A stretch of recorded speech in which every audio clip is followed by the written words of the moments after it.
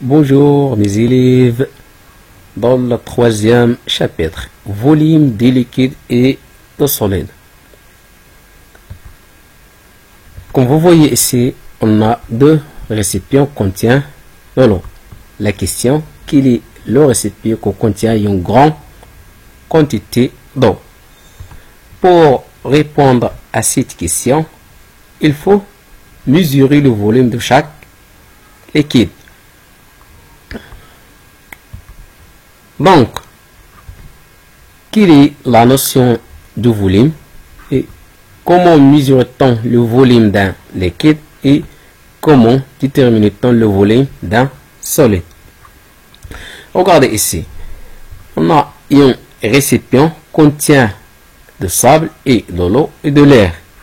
Comme vous voyez ici, l'espace interne du récipient occupé par le corps solide.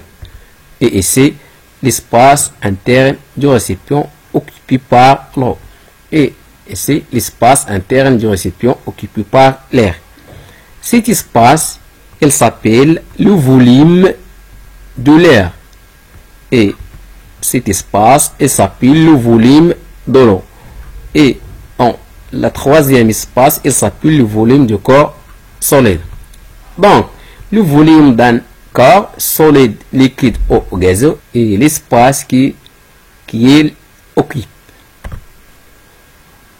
Donc, le volume d'air plus le volume d'eau plus le volume de solide égale à le volume maximal du récipient. Ça veut dire égale à la capacité du récipient. Donc, la capacité, c'est le volume maximal qui peut contenir un récipient. On passe maintenant à la notion de volume, puis résumer la notion de volume. Le volume d'un corps et l'espace qu'il occupe. On symbolise le volume par V. L'unité internationale de volume est le mètre cube. Son symbole est mètre cube. Pour les liquides, on utilise souvent le litre. Et ici, le litre est utilisé par la capacité. Si multiple et sous-multiple. Comme vous voyez ici dans ce tableau, les mètres cubes, décimètres cubes, centimètres cubes, millimètres cubes, etc. Et ici, litre, décalitre, décilitre, etc. Et on remarque ici la capacité et le volume maximal qui peut contenir un récipient. Maintenant, comment mesure-t-on le volume d'un liquide? Par exemple, le liquide qui... Pour mesurer le volume d'un liquide, on utilise les instruments de mesure. Pour mesurer le volume d'un liquide, on utilise un récipient gradué, comme par exemple un bécher, par exemple un verre à payer, un Merlin Meyer, un fiole jaugé et un éprouvette. Pour plus de précision, on utilise l'éprouvette gradué. Maintenant, comment utiliser l'éprouvette gradué? L'utilisation de l'éprouvette gradué. Pour mesurer le volume à l'aide de l'éprouvette gradué, on suit les étapes suivantes. Première chose, déterminer l'unité inscrite sur l'éprouvette. Comme vous voyez ici, l'unité inscrite sur cette éprouvette est le millilitre. D'accord? Donc, ça c'est la première étape. La deuxième étape, c'est de déterminer le volume qui correspond à une division de l'éprouvette. Par exemple, on a essayé une éprouvette. Quel est le volume d'une division? D'accord? D'une petite division. Première chose, pour déterminer le volume d'une division, on compte le nombre de divisions entre ces deux divisions successives. Par exemple, on a ici 50 et 100. On compte les nombres de divisions entre ces deux valeurs. 1, 2, 3, 4, 5, 6, 7, 8, 9 et 10. Ça veut dire que le nombre de divisions entre 50 et 100 est 10 divisions. Et après, le volume correspondant à une division, on va faire cette opération. 100, ça veut dire la valeur maximale moins la valeur minimale divisé par le nombre de divisions. Ça veut dire 100 moins 50 sur 10 égale à 50 sur 10 égale à 5 millilitres. Ça veut dire que le volume d'une division ici égale à 5 millilitres. La troisième étape, c'est de traverser rapidement le liquide dans l'éprouvette et on pose l'éprouvette sur un plan horizontal et on laisse reposer le liquide. D'accord? La quatrième étape, on dirige l'œil horizontalement vers la surface libre du liquide, comme vous voyez ici dans cette image. D'accord? La dernière étape, c'est on lit directement le volume et on inscrit la valeur accompagnée de l'unité. Ça veut dire que, comme vous voyez dans cette éprouvette, la valeur de liquide ici c'est 60 millilitres. Pardon. C'est 60 millilitres. D'accord? Conclusion. Pour effectuer une mesure du volume avec une éprouvette gradée, il faut déterminer l'unité inscrite sur l'éprouvette. Deuxièmement, déterminer le volume qui correspond à une division. Troisièmement, déterminer la gradation qui coïncide avec la surface libre du liquide. Et dernière chose, inscrire la valeur accompagnée de l'unité. Maintenant, comment détermine-t-on le volume de cette clé? Ça veut dire le volume d'un corps solide. D'accord?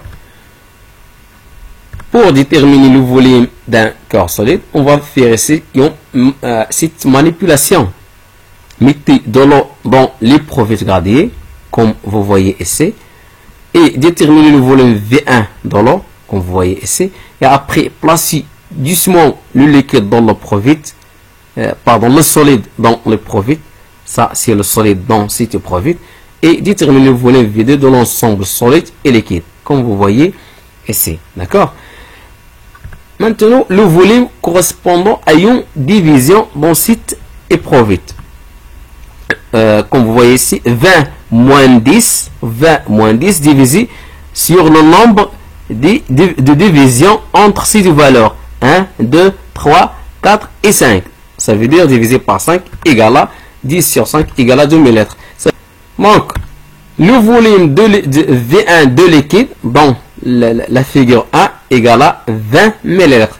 Le volume V2 de liquide plus solide égale à 36 millilitres. Parce que le volume d'une division égale à 2. Donc, le volume de solide égale à V2 moins V1 égale à 36 moins 20 égale à 16.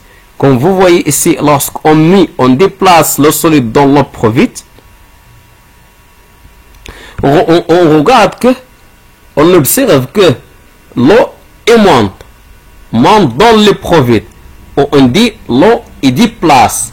C'est pour cela qu'on appelle cette méthode la méthode de déplacement de liquide. En conclusion, pour mesurer le volume d'un solide, on utilise la méthode de déplacement de liquide. On verse, première chose, on verse un certain volume d'eau dans une éprouvette.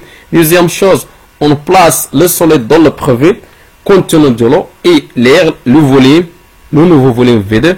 Et la dernière chose, on calcule le volume du solide V en faisant V2 moins V1. D'accord? Il y a deux remarques essentielles. Première chose, le solide de forme géométrique simple. Par exemple, le volume d'un solide de forme géométrique simple se mesure par déplacement d'eau ou calculé à partir d'une formule mathématique. Regardez ici par exemple, c'est un solide de forme cubique, on peut calculer son volume par cette relation V égale à C fois C fois C, avec C ici la côté du cube. Et c'est un solide de forme parallélépipède rectangle, on peut calculer son volume par cette relation. Si le solide de forme cylindrique, on peut calculer son volume avec cette relation. avec P égale à 3,14. D'accord? Et la deuxième remarque, c'est la relation entre le volume et la forme. Regardez ici. Par exemple, dans cette provite, on a 150 ml d'eau. Lorsqu'on versait le liquide dans une autre récipient, on regarde que la forme échange. D'accord? La forme échange. Est-ce que le volume change? La réponse c'est non. La même chose pour un corps solide. Lorsqu'on change la forme de cette solide, est-ce que le volume change? La réponse c'est non. Ça veut dire que lorsqu'on change la forme d'un corps liquide ou d'un corps solide, son volume ne change pas. Ça veut dire que le volume d'un corps solide ou d'un corps liquide ne dépend pas de sa forme. D'accord? Au revoir, à la prochaine leçon, Inch'Allah.